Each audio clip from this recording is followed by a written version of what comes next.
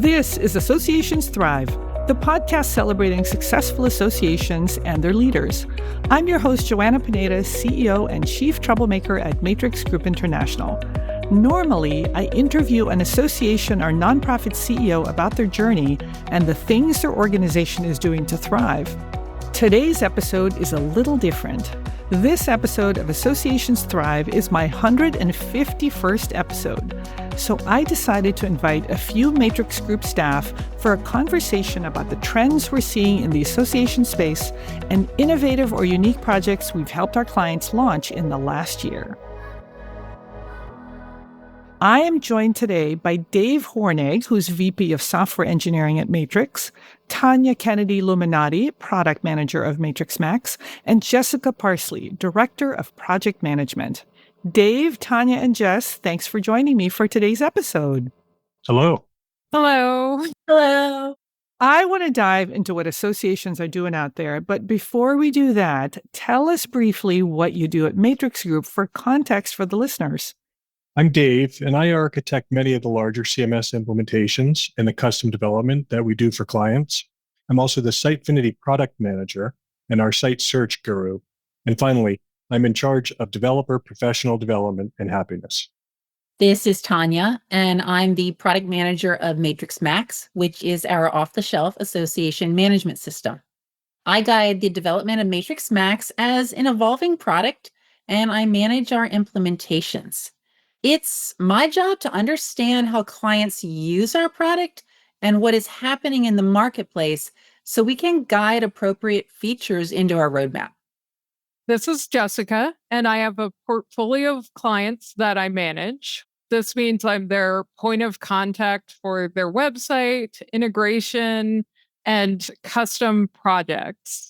I also develop project management standards and training for the project management practice here at MatrixMaxx Group. Listeners, I am so lucky that these three have been with me a very long time. I won't even say how long because that would date us too much. So let's dive in. I got some questions for you all. Number one, what do you think the mood of our clients is these days? And of course, for our listeners, our clients are trade associations, professional societies, nonprofits, foundations, benefit funds, and trade unions.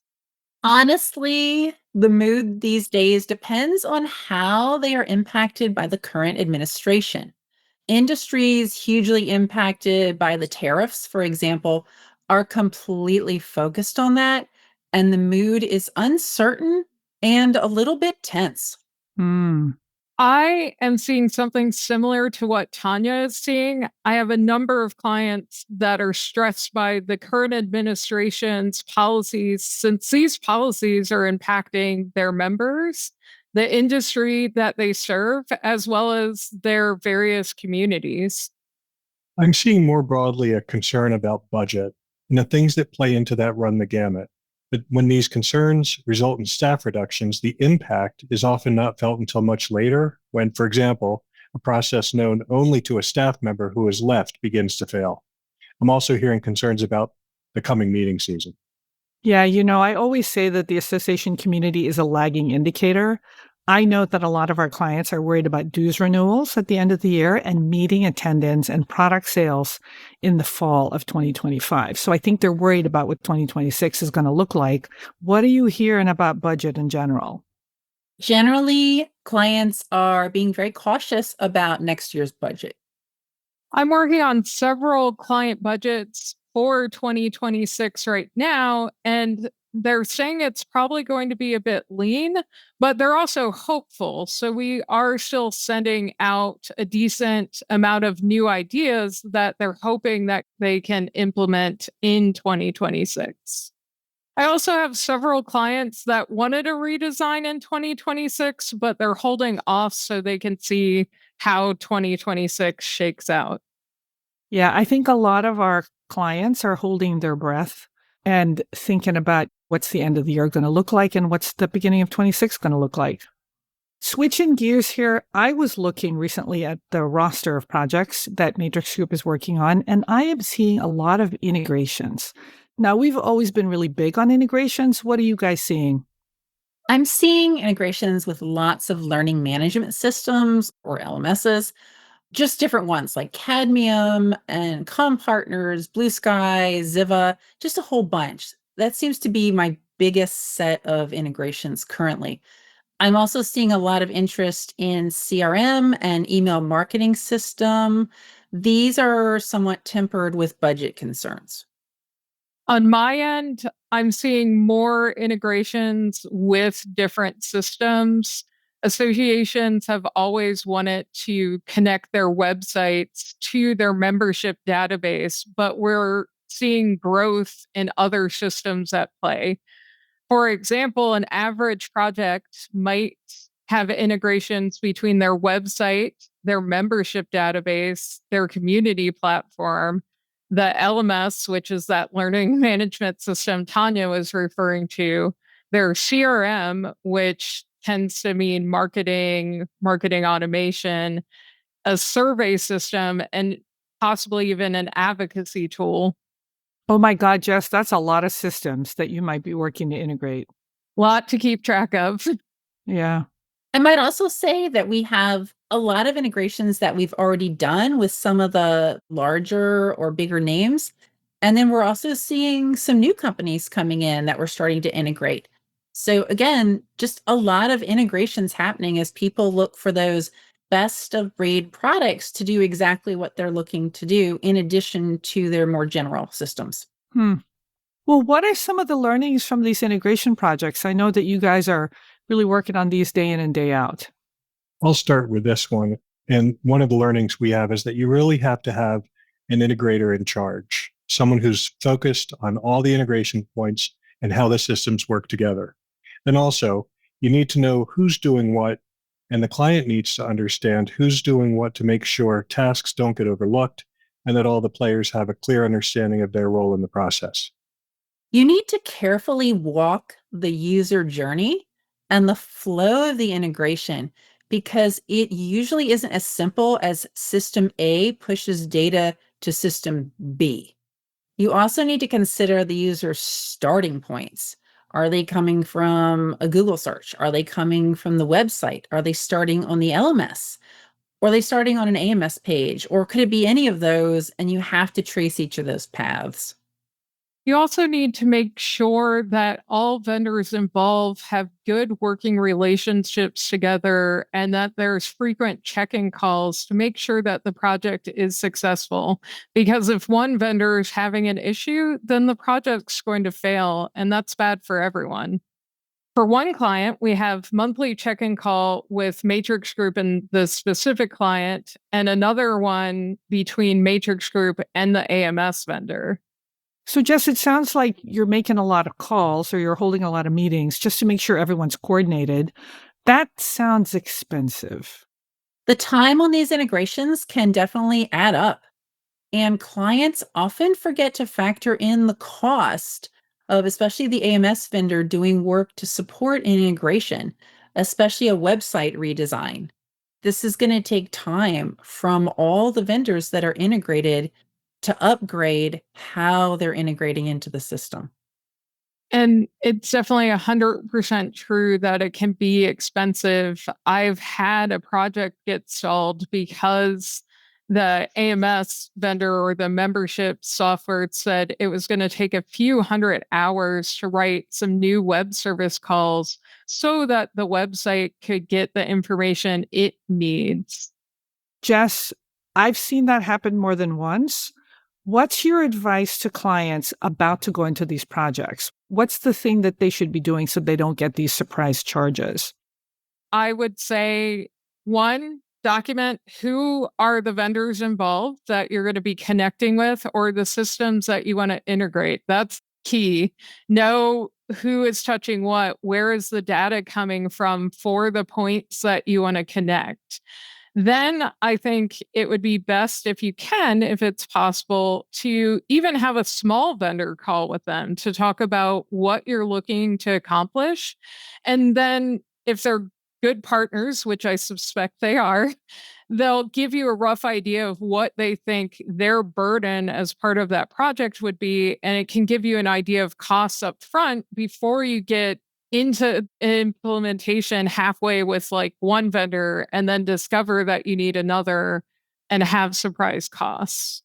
Yeah, I think that's good advice to kind of get a comprehensive list of all the different potential charges before you go to your board and say, hey, we're about to do this, like have a more complete budget. So I know that for these projects, we support them in different ways. Sometimes we're the membership database, and sometimes we're integrating with the membership database. But I'm curious, what kinds of things does an AMS vendor need to do these days to support, say, a website redesign? If it's a new content management system, we're likely going to need some custom web service calls for authentication, which we usually call SSO. And usually it's beyond just figuring out if someone's a member or non-member. A lot of clients want to know, are they on a committee? Because maybe they have a special committee portal page. Does the website need to talk back to their community platform? So that may have different roles that we have to track on the website side of things to get people where they need to be and the content that they want. There's also thinking about how the AMS looks when we're designing a new forward face for the website. You wouldn't want your other tools, like your membership database, to look out of sync from your website. So a lot of times you need to think about how are you going to match the styles of that site so your users have a more seamless experience. Many of our clients have committee rosters or directories or calendars that are populated from data in the membership system. So a change to the website or to the membership system means work needs to be done on both sides. Each side needs to understand the dependencies of the other. Yeah, I totally agree with that. Those cascading impacts are often forgotten, especially when one department is considering changes to their own pet system. They may not be considering the whole of all the systems at play. It is worth noting that the MatrixMaxx SSO setup has pretty extensive support for custom access levels. So that's not usually a friction point, at least in our integrations. And as mentioned earlier, we are seeing a big increase in the number of integrations that clients are engaging in. And it's interesting that the integrator is sometimes the website vendor and sometimes the AMS. Oh, well, that's really interesting. So what's the advice here? I would say tell all your partners when you're starting something new and ask them to weigh in with what they need to do to support the project. As a starting point, ask them to list out the touch points they know of between the systems, the dependencies the system they know has on some other system. And it's important to designate the integrator who will be in charge of very particular parts of the process.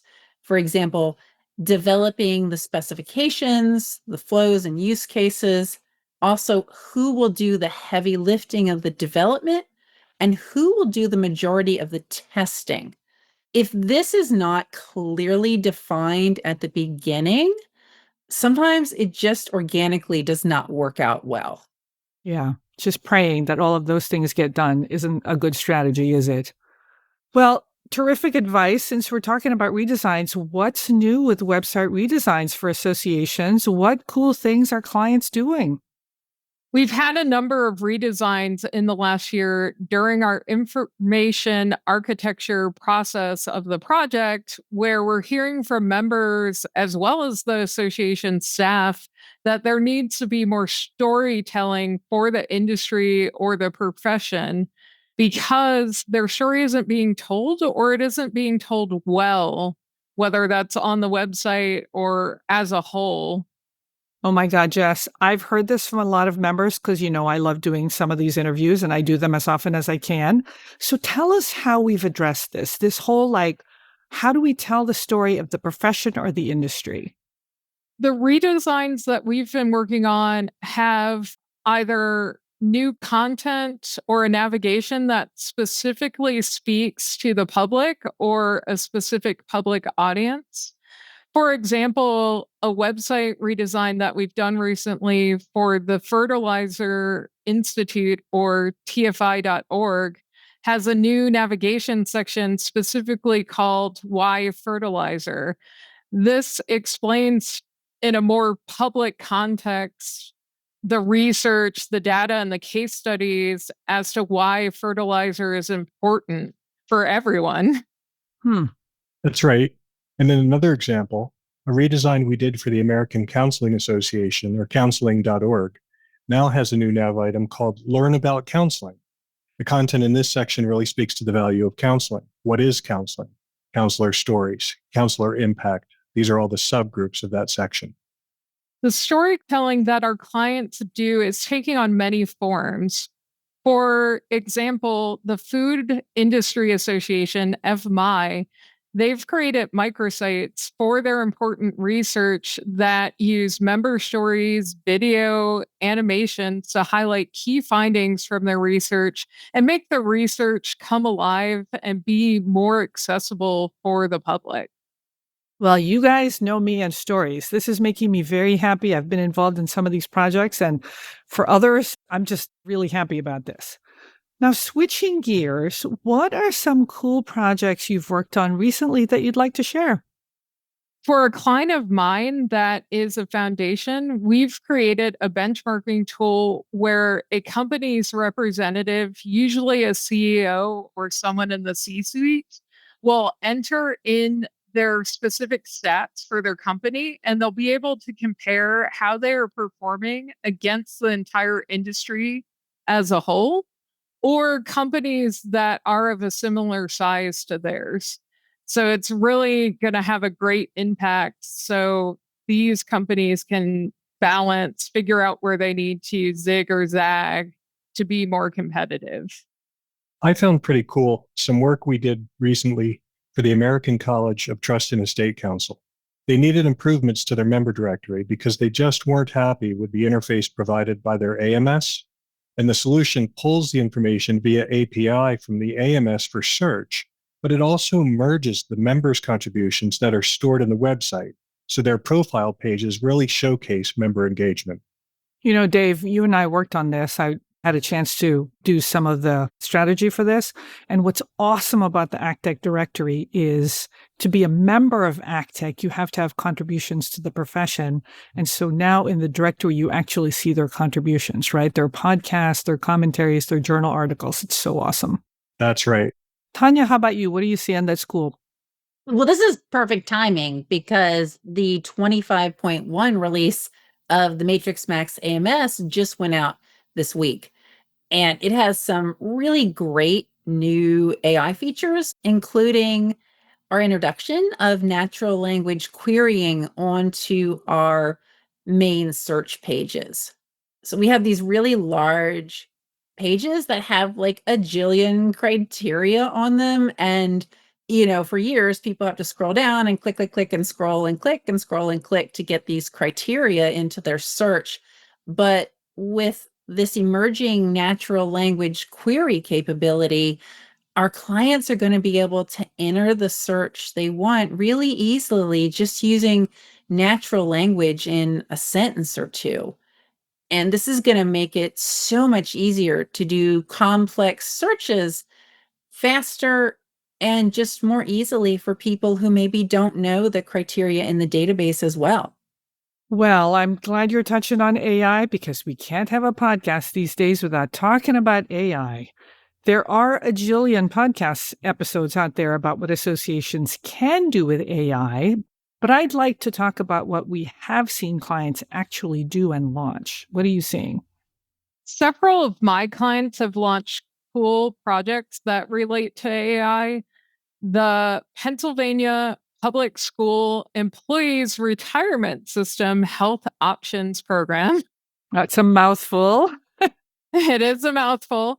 We call them Peacer Shop. Recently launched read aloud functionality for their web pages and their news posts.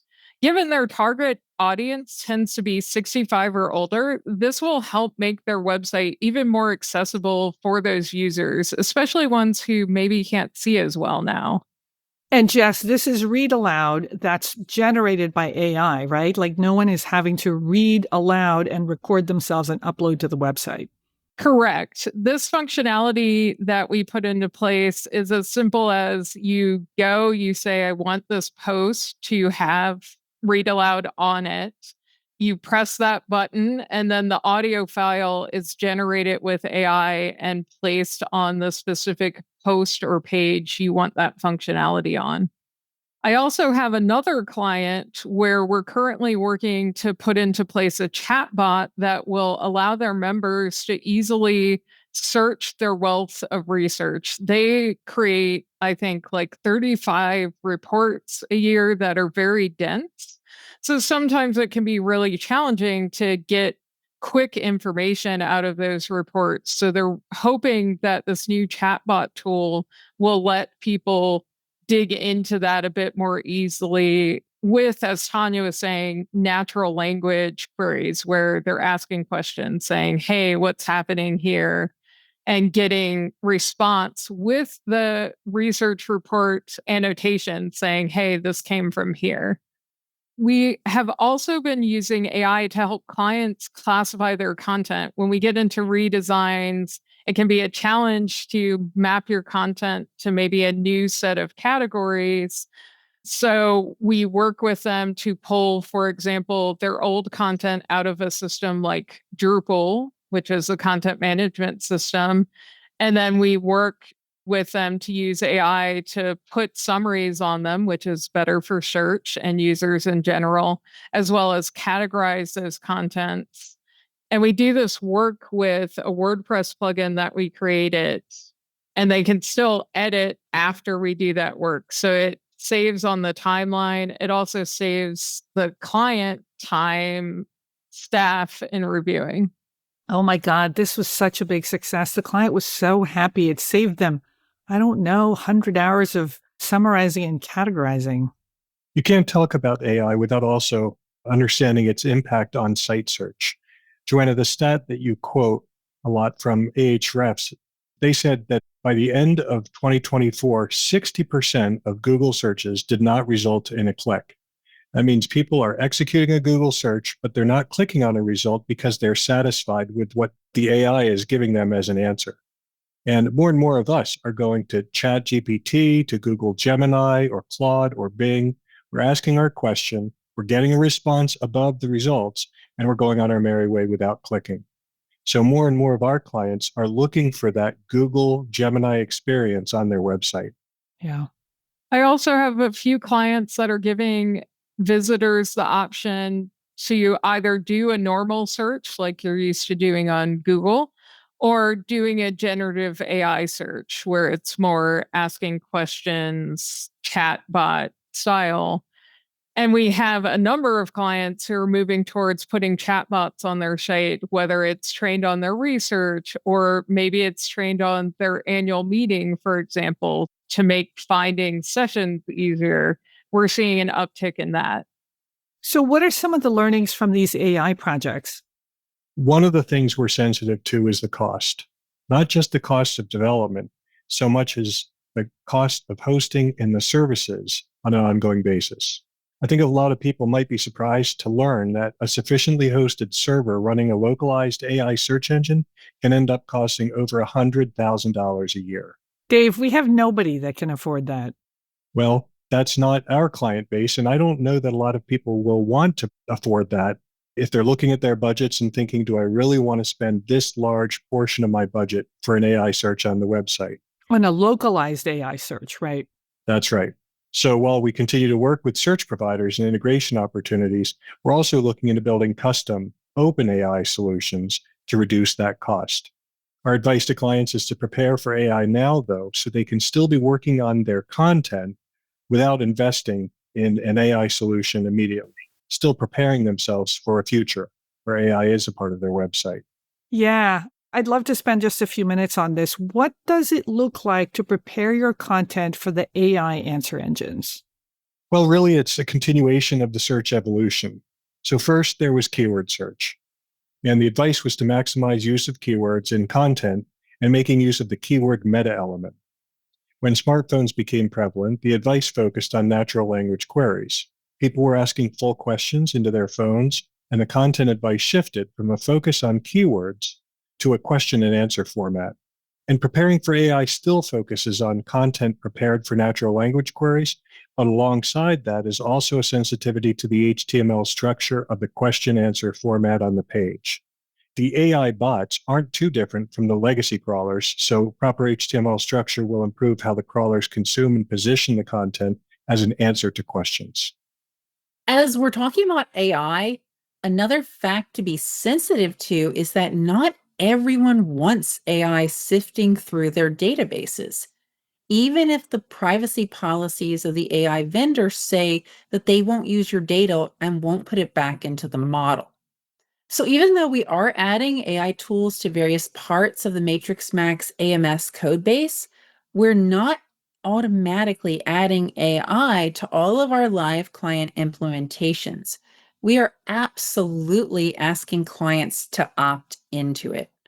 Yeah, I think this is a really important thing, Tanya. I have heard from some associations that said, our board is really thinking hard about this, and they're worried about our data going into the LLMs, but they're worried about some of these systems that will just turn on AI functionality. To add to the point that Dave had, for both answer engine optimization or AEO and search engine optimization SEO, you will need to follow a lot of the same practices for your website and content. For example, make sure your website is accessible. You've probably heard of 508 compliance. That's a big one. Make sure your content is structured correctly, as Dave said, using headings, subheadings, proper HTML, possibly adding an FAQs page so that answer engines can scrape and index that content and get the quick answers that people are looking for. Things like this make sure that both AI and search agents can find and promote your content more easily. Before we wrap up, I want to call out a trend that we've been seeing a lot, and that is we're seeing a lot of association CEO transitions and new strategic plans. What do you guys see out there? Yes, we are definitely seeing a lot of this. We're seeing new CEOs come in. Sometimes the organization, it's business as usual. They stay on the course that was set by the previous CEO, but sometimes they want to change everything and make their mark. I would agree that I am also seeing a bunch of CEO transitions in the past 2 years, whether due to retirement or simply shifting to a new association. I am seeing them all being pretty thoughtful in approaching change when they first come in and, take on the reins. They seem to be taking the time to really understand the current situation before making any big changes. And I do think that a lot of this goes back to limited budgets and the feeling of responsibility with member time and member resources. Tanya, that's really interesting feedback about these CEOs that are coming into these new organizations. Switching gears, what's a piece of advice that you'd give to an association exec that maybe we start working with for the first time, or just any listener out there? I would say stay in touch with your partners and vendors. For digital partners like Matrix Group, we advise our clients to let us know things like if they're changing their association management system, if they've had any security issues recently, has there been any staff changes, pretty much anything that may impact their various digital properties. To build on what just said about system changes, it is so important to be very thoughtful when considering system changes or additions. Really make sure that you've explored all options with your current systems, and also that if you get to the point where you feel like you do need to add new systems into the mix, make sure you're considering the impact on your entire, I guess you'd call it, system nervous system. I would advise that association execs also budget for technology upgrades. You don't want to be the organization saddled with a lot of tech debt. And if you're not upgrading your systems, that tech debt that you let go could turn up costing much more later. Yeah, because something breaks and it's urgent, or you get a security issue. Hey, before we go, what one fun thing have you done this summer? We were able to visit with family up in Connecticut for the first time in several years. We just ate a lot of food and ice cream and went water skiing and just did all those sort of fun summer activities. Well, like Tanya, for me, fun is all about family. And this summer, I've had a chance to spend lots of time getting 4 generations together in the same place. Wow. That's cool. I volunteer with a parrot rescue organization and was able to work with a blue and gold macaw, which a number of my clients got to meet on our calls. Jess, was that Cody? Yes, that was Cody. Oh man, Cody is famous. Yep. Well, Dave, Jess, and Tanya, this has been an absolute pleasure. It was a lot of fun. I'm going to have more of the Matrix Group staff on the podcast. Thank you for joining me today. Let's do it again.